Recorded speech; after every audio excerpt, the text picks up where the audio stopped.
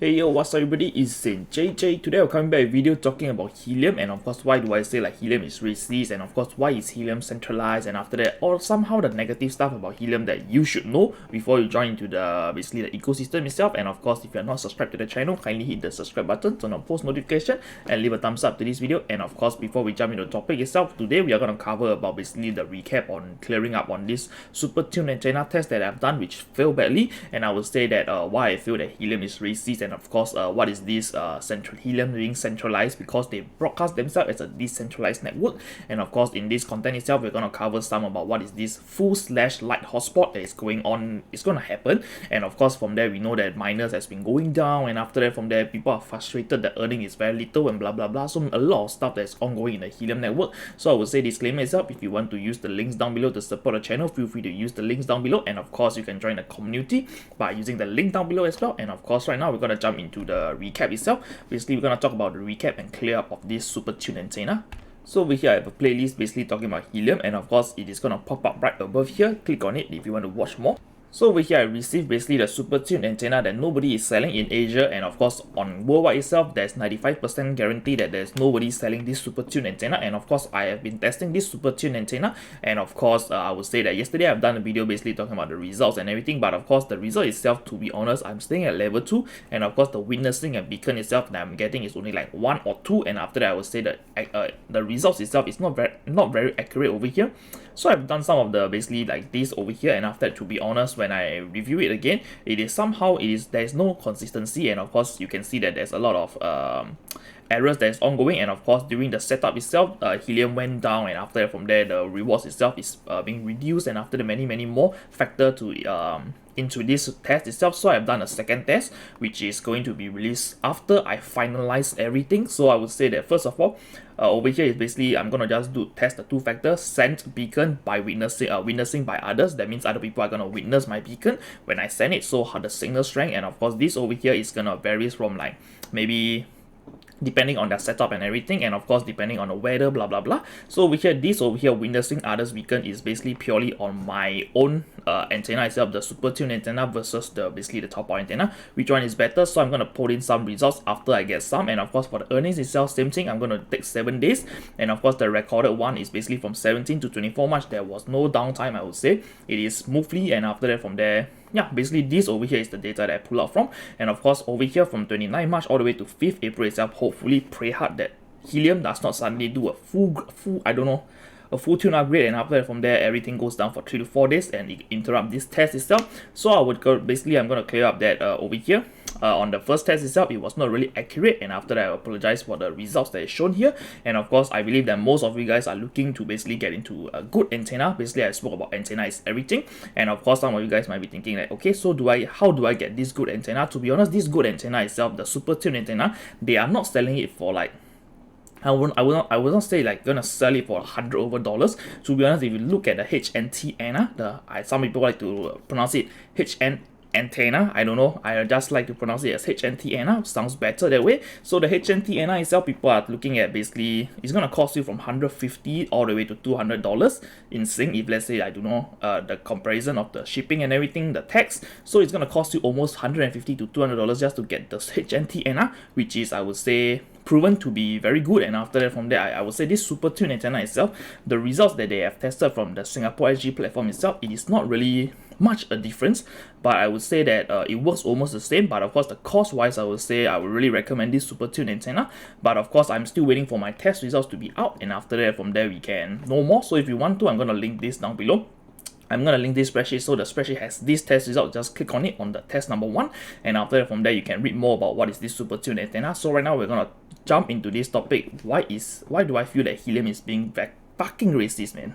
So over here on Helium Discord itself, there is this HIP49 which basically concern a lot of Asia people. They are basically hosting their hotspots, supporting the Helium network, and of course from there like basically bringing Helium network proof of coverage, and of course from there Helium just stick up the ass on us. And after that I would say over here we can see on the chat itself, people has been discussing like, okay, we have to, because over here the POC version 11 is gonna affect a lot of people in Asia. because our standard of this dBm itself is slightly higher than what the US, the Europe people are having. So for example, if you want to do an example, a layman, basically on, of course we know that the signal itself, there's a regulation. So the regulation itself, maybe let's say in the US to the Europe itself, they are governing the power, the decibel of this antenna itself, they are doing like maybe 3 dBm, and after that maybe from 3 dBm all the way ranging to like 10 dBm, and after that from there we say like in Asia itself we do not start at 3, maybe we start at number 9 itself, 9 dBm all the way to 16 dBm. So this is the regulation that this is just how the signal works in the world. And after that from there, Helium itself, they decided to do this proof of coverage version 11. Basically this POC version 11 is talking about basically reducing the dB, basically the transmitting power of the region itself. And after from there, they only considered the US, the Euro, and rest of the world, but of course not Asia, because Asia itself, they have been affected by, especially us, we have been affected by this proof of coverage version 11. And of course over here that there's been people are arguing, basically over here we can just screw up. Basically I hope there's a progress for this HIP, and after from there hoping blah blah blah, and after that many more and any news, but basically everything is just ignored over here. And after that people say that this is discrimination at the best, because we are this Asia region, basically the Asian sub, I don't know why is it basically the sub region for Helium itself. Basically they do not want to implement this because first of all they say it's too troublesome, and of course over here they mentioned that the network is designed for sensors, not as a proof I don't know, POC money printer. And after that if you want to look at the message, I understand this is just my opinion, because every sensor operate at 16 dBm. I can't make sense why you have POC operating at 27 dBm. So this over here is basically the Asia one, and after that from there the network is designed for sensors, not for bus for this itself. So my argument about this is very simple. Clearly the network is designed for data credit, so we know that we need people to use the network, and after that from that data credit can be top up through HNT/credit card or debit card. From there money is flowing into this kind of sensor. So in Asia itself, I would say honestly there's not much use case about this sensor itself, because I would just say the signal regulation itself can't match, and after that from there Helium is not really doing anything to basically comply with the Asia one. And of course they feel that okay, we do not have much use case in Asia, so we do not need to give a fuck about them. And after from that, whoever own the hotspot there is their issue, because they are providing proof of coverage over there. And after eventually we are going to focus on US/Europe, and eventually when we have focused this area and finalized everything over here, we are going to move to Asia, and after from there develop on Asia. So I feel that it's a bit unfair that early days itself we are trying to support the network, at the end we get fucked over this.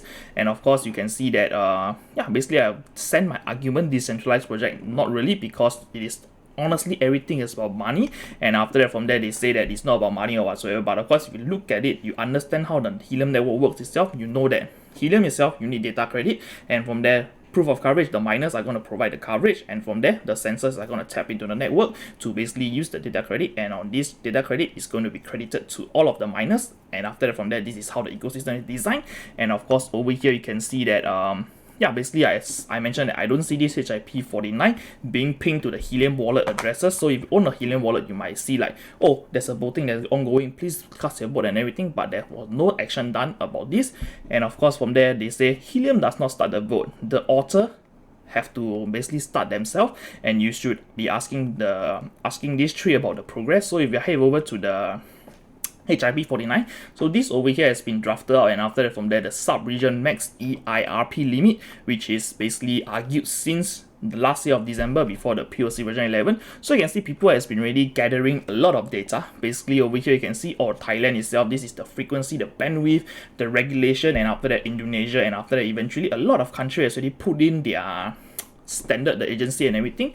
But of course after all of this has been done, all of this backing has been done itself. So over here they say that okay, we have merged this data, this over here, basically this has become the HIP49, and after from there you can see start date, and after people are arguing about technical stuff, and after from there eventually yeah, basically nobody is doing anything. And of course over here you can see that I just sent in the reply telling the author, whoever created this post, to basically do a voting so we have a chance to basically improve in this HIP. But eventually I feel that this is gonna get ignored because, to be honest, I'm just a very small channel, and after that I'm just in Asia. I have no much staying power, but of course it's just my thoughts about Helium being fucking racist. Why is that so? Because they are just ignoring the Asia part itself, and after that focusing on development slash partnership with the US. And of course, you know, Amazon is founded in the US, and after from there Amazon is tapping into the Helium network, and from there they are like, okay, so as Helium as a company itself, we're gonna talk about, is it centralized?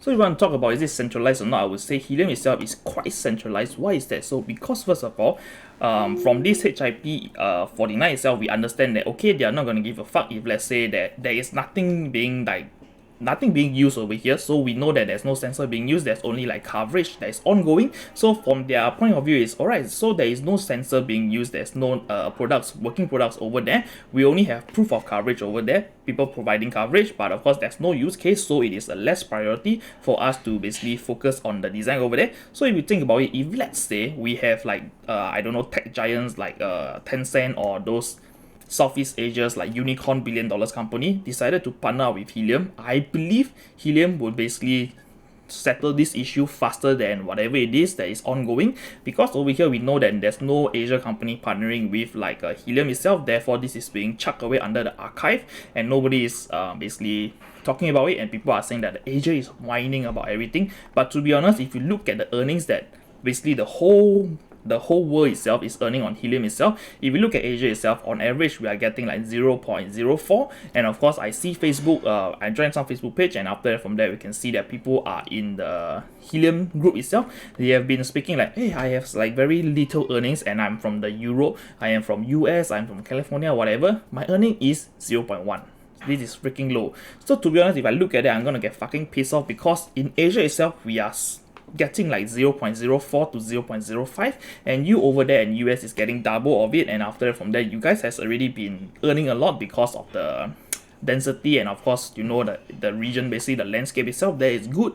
But over here in Asia there's a lot of tall buildings, and after that from there, yeah, basically over here we can't really earn a lot. But of course, if you want to talk about ultimately over here, the POC version 49 over here, the network is designed for sensor, not a POC for money printing. So I would say this over here is very false, and after that from that, it is clearly about money. Because if let's say there's no partnership, Amazon did not like did any partnership, or let's say Microsoft did not do any partnership with Helium itself, we know that, okay, let's say Tencent did a partnership with Helium, would things change? So yeah, I mean, like centralized itself, I do not know if it is centralized or not, but by the looks of it, it is somehow centralized, because all of this HIP over here is not being like implemented step by step. Instead, yeah, basically people are just jumping HIP 55 is being done, and after from there we know that previously the miners itself are the people that is validating the blocks, but right now we have validators out there to basically validate the blocks, and after from there miners are just a proof of coverage thing, which does not really have a voting power slash saying power on whatever is going to happen on the Helium itself. So who are the benefit of this validator itself is those founders slash developers who got into Helium early, and after that from there you basically bought like 10k worth of Helium for like $1,000, and after that from there now you are hosting the validators over there to basically have the voting power. And after that, I feel that it is very centralized, and after that I would say that most of the voting itself, and of course if you want to talk about the testing of the phase, the testnet itself, validators have a testnet. Right now we are seeing that our hotspot itself is being down every day, and after from there updates has been implemented on chain, the main net itself, causing a lot of backlash, and after from there a lot of technical issue. And of course over here they finally I think yesterday or something, they invited the maker, the hotspot maker, to join the testnet. So I do not know what the fuck is going on with Helium. To be honest, the company is big, and after that the project is good, and after that from there we can see that there's a lot of development ongoing on Helium itself. But of course testnet itself is not being utilized at its full potential before going to the mainnet, and of course causing a lot of disruption and everything. So I would say that this over here is just my I don't know, these guys say that it's 20 cents, so I would say this is my 88 cents because Singapore, I mean like in Asia, 88 is what, so I hope everybody can what in this. So over here we're going to talk about the full / light hotspot itself. So a little bit of coverage / update on the Helium network itself. Basically the full hotspot, we know that we basically purchased the full hotspot. Basically it's a Raspberry Pi, I don't know, 2 gig all the way to 8 gig, and after that from there it has been proven that okay, the network is growing, and after they have not accounted this into the network because every hotspot itself, the full hotspot itself is equivalent to basically downloading the whole blockchain, becoming a full node to basically validate the blocks and everything. But of course, this over here, we know that those maker has been saving on cost, basically is telling you that okay, we are going to give you this 38 GB SD card, and after that from there hopefully this work out for the time being, and after that from there some makers are being kind enough, like Senscap, they do like okay, 64 GB it should be enough, which is technically okay, it's quite reasonable enough. And some makers, like I do not want to name it, basically give you like 8 GB of data, 8 GB of SD card, and after that from there, once they ship it to you, eventually there's a lot of delays, and after that eventually it is the network grown big enough, more than 8 GB, they're telling you okay, we are going to issue another 32 SD cards, so just do the update yourself. So I would say that the process on Helium itself is not really user friendly, I would say. And after that, I would say for the full hotspot itself, they're going to migrate it to this thing called a light hotspot equivalent. Basically just one difference itself, the full hotspot itself will download the data of the blockchain onto the SD card itself, and after that it is going to eat up a lot of data because the blockchain is big, and after that more and more transactions happening, equivalent more and more MBs being added onto the SD card. Eventually it will reach 100 or even 1000 gigabyte or terabyte worth of data, like if you want to talk about the Ethereum network itself. And of course we know that the light hotspot itself is going to solely rely on the validators. So whoever is running the validators, whoever is the maker itself, let's say the maker itself, they are gonna want to continue in the Helium network itself by producing more Helium miners, or the light hotspot itself, they will need to own the validator. So once they own the validator itself, our hotspot will just fetch data, fetch snapshots from the validators, and from there we are just relying on this validator to basically do the proof of coverage, validate blocks and transactions. So this is what the difference is. Basically full hotspot and light hotspot is just taking away the blockchain, and of course over here once you take away the blockchain itself, I would say even a 32S SD card itself is more than enough to basically operate. And of course from there the hardware itself is gonna take lesser GPU power, and of course it is gonna be much more cost efficient, and I believe that definitely the demand of this itself is super high. But of course we are going to look at the price itself. Just trust me, the price of this light hotspot will never go down because yeah, the demand is there, but of course the supply is not there.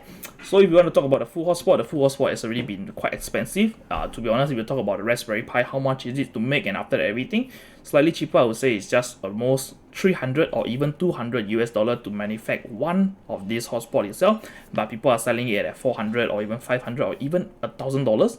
And of course for this light hotspot that's going to happen, we do not know what is going to happen, but we just look at the price, and after that from there we can see is this centralized or not, because over here they only allow some players to come into it, and after that eventually you still need to own the validator. So technically hotspot itself is useless, and after that I will not say it's useless, it's the core of the network. But of course the voting power itself is not with the hotspot owners, it is with the validators. Just sit down there on the computer, and from there just validate blocks, and after that from there they get their voting power. And after that, not those who are setting up towers to basically support the network. So you tell me, is there something wrong with the ecosystem or not? So I've just come to the end of the video. If you want to comment or argue, just comment it down on the description, and I mean the comment down below, and after that we're gonna review it one by one, and I'll see you on the next one. Bye bye, peace.